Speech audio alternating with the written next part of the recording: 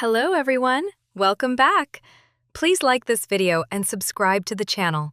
And tell us in the comments, what would you say to your younger self? Today, I imagine something strange. I imagine I meet my younger self. Maybe she is 10 years old. She looks at me with curious eyes, and she asks, "Who are you?" I feel a little emotional in that moment. I want to say many things at once, but I don't know where to start. It is harder than I thought. That's interesting. In my opinion, we always think we know what to say, but when the moment comes, everything feels complicated. So what would you tell her first? I think I would start simple. I would say, don't be afraid to try. Because I remember I was always afraid of making mistakes, and that fear stopped me many times. But at the same time, I'm not sure I should change that fear completely. Maybe that fear also protected me. So I feel a bit confused. That's exactly the problem. If you change one thing, you might change everything. And maybe you wouldn't be the same person today. So I think we should be careful. Yes, I agree with you. I feel like I want to help her, but I don't want to control her life. That feels wrong. Maybe instead of giving advice, I would ask her questions. Like, what do you want? What makes you happy? That's a very different approach. Instead of changing the past, you try to understand it. In my opinion, that sounds more natural. But do you think she would listen to you? I don't think so. I was very stubborn as a child. I probably wouldn't believe a stranger, even if that stranger is me. I imagine we sit together. She looks at the floor for a moment. Then she starts to speak very slowly. I can feel something is not easy for her. She says, "Today was not a good day. I tried, but I failed." And everyone looked at me. I felt very small. When I hear that, I feel something inside me break a little. Because I remember that exact feeling. I remember how heavy it was. That sounds very real. I think those small moments stay with us for a long time. Even if other people forget them, we don't. Yes, exactly. I want to tell her, it's okay. I want to say, this moment will pass. But I stop myself. Because I feel like if I say too much, I might take something away from her. Maybe she needs to feel this. That's interesting. In my opinion, pain is not always bad. Sometimes it teaches us something important, even if we don't understand it at the time. Yes.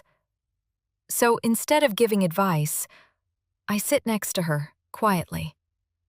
I don't try to fix anything. I just stay. Then I say one thing, very slowly. I understand you. That's all.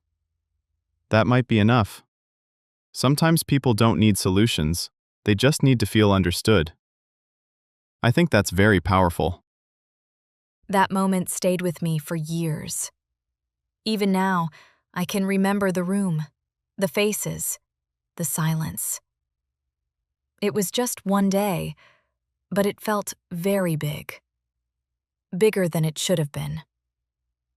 I think that day changed something in me. After that, I became more careful. I started to think too much before I spoke. I didn't want to feel that again. So one small moment created a long habit. That's actually very common. We carry these invisible memories. Yes, exactly. I didn't notice it at the time, but later I saw the pattern. I was holding myself back. And the strange thing is, it helped me sometimes. I became more thoughtful, more careful, but also more afraid. That's the dual side of it. In my opinion, many of our strengths come from our fears, but they also limit us. Yes. So when I sit next to her, I don't want to erase that moment because it also shaped who I am. But at the same time, I wish she didn't feel so alone in it. That's the part I would change. Not the event, but the feeling. That's a very important difference. You're not trying to change the past. You're trying to change how it was experienced. That's much deeper. Listening to you, I remember something from my own childhood. It's a small scene, but it stayed with me, maybe longer than I expected. I was in school. The teacher asked a question, and I knew the answer. I wanted to raise my hand, but I didn't. I looked around. I saw other students, more confident, more relaxed. And I thought, maybe I'm wrong. So I stayed quiet. Then someone else answered, and it was the same answer I had. Everyone said, "Good job," and I felt something sink inside me. That feeling is very familiar. You know you can do it, but you stop yourself. I think many people know that moment. Yes. And after that day, I became more careful, just like you said. I started to question myself too much. In my opinion, that moment didn't destroy my confidence, but it changed how I used it. I became more silent. That's interesting, because in my case, I became more afraid of trying. But you became more quiet. Exactly. Same type of moment, different reaction. That's what makes it complicated. And if I met my younger self, I don't think I would say, "Speak more." I think I would ask, "Why are you afraid?"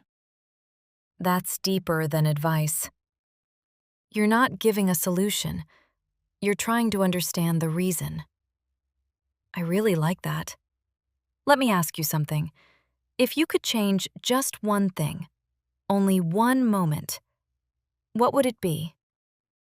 That's a difficult question. My first instinct is to say, I would raise my hand that day. I would just speak. But the more I think about it, I'm not sure anymore. Because if I changed that moment, maybe I would become a different person. I feel the same way. There are moments I wish I could fix, but I also know those moments shaped me. It's not a simple decision. Exactly. In my opinion, we don't just change one moment, we change everything connected to it. That one small action could create a completely different path. Different choices, different people, different life. That's a big risk. So maybe the real question is not, what would you change, but are you willing to lose what you have now? That feels heavier. Yes, because even our mistakes are part of what we value today. They are not just problems, they are also lessons. If I had to choose, I don't think I would change the event itself. I would change how I felt in that moment. I would give my younger self a little more confidence. That's a very precise answer. You're not rewriting the past, you're softening it. I think that's a healthier approach. Let's pause for a moment. I want to ask you something. If you met your younger self, what would you say? Would you try to change something? Maybe stop a mistake? Or protect yourself from pain? Or would you let everything happen? I think this question is not easy, because it's not only about the past, it's also about how you see your present life and what you value today. So ask yourself honestly, is there a moment you would erase? And if you erase it, what else disappears with it? Or maybe you don't need to change anything. Maybe your younger self just needed to feel understood. So, another question is, what did you need back then? Support? Confidence? Someone to say, you're okay? In my opinion, these questions are more important than the answers because they help you understand yourself today, not just who you were. So, take a moment. Think about it. And be honest with yourself. What would you say? If I answer honestly, I think I wouldn't change anything. Not because everything was perfect, but because it made me who I am. I feel like even my painful moments taught me something important. So I would just sit next to her and say, "You'll be okay." That's interesting because I feel a bit different. I don't want to change everything, but I would change one small thing. I would tell my younger self, speak, just once. Not to become a different person, but to see what happens. So you would take the risk, even if it changes something, even if it leads to a different path. You're okay with that. I think so, because in my opinion, some regrets stay longer than mistakes, and I would like to reduce that one regret. That's a strong point. I avoid change because I protect what I have. But you accept change to explore what could be. Two very different ways to see the past. Yes, and maybe both are valid. Some people need peace with the past. Others need one small chance to rewrite it. So maybe the real answer is not one thing. It depends on who you are and what you carry inside you. That's what makes it personal. Exactly. No single answer, just your answer. If you like this episode, please like the video. Don't forget to subscribe to the channel and share your answer in the comments. What would you say to your younger self? We really want to hear your thoughts, because every answer is different, and every story matters. Thank you for listening. See you in the next episode. See you next time.